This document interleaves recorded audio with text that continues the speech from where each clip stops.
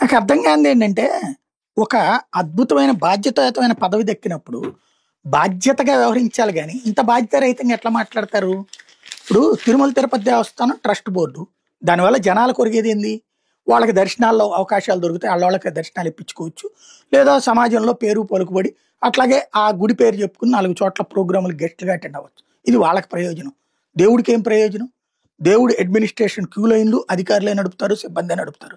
అన్నదానం అధికారులే నడుపుతారు, సిబ్బందే నడుపుతారు, శ్రీవారి సేవకులే పనిచేస్తుంటారు. అక్కడ షాపులు అమ్ముకునేటటువంటోళ్ళు ఈళ్ళంతా. ఇందులో మనం చేసేదేంది మార్పు? అవి రెగ్యులర్‌గా జరుగుతది.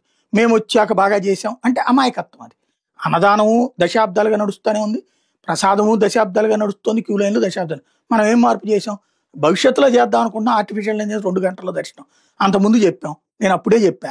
ఎవడి వల్ల కాదు 2 గంటల దర్శనం అనేటువంటిది. ఈ నాటకాలు మనం మర్చిపోవడం బెటర్ అని. ఇప్పుడు నేను మళ్ళీ ఆర్టిఫిషియల్ ఇంటెలిజెన్స్‌తో 2 గంటల్లో దర్శనాలు. ఎందుకు ఈ మాటలు? అది పక్కన పెడదాం. వసతి ఇది ట్రస్ట్ బోర్డ్ తీసుకోవాల్సిన నిర్ణయం. వసతి పెంచలేరా? ఏ ల్యాండ్ తగ్గిందా కొండ మీద? డబ్బులు తగ్గినాయా టీటీడీ దగ్గర? ఇప్పటికి 20,000 మందికో, 25,000 మందికో వస్తుంటది మాక్సిమం.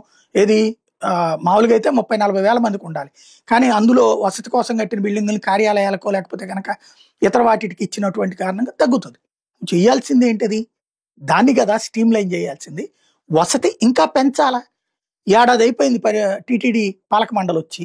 కొత్తగా పెంచడం మానేసేసి మేము కల్పించలేమని ఓపెన్‌గా ప్రకటించుకోవడం ఎవరికి ప్రయోజనకరం? ఇంక ఈ బోర్డు ఉండి ఎవరికి ప్రయోజనం? ఆలోచించుకోవాల్సింది.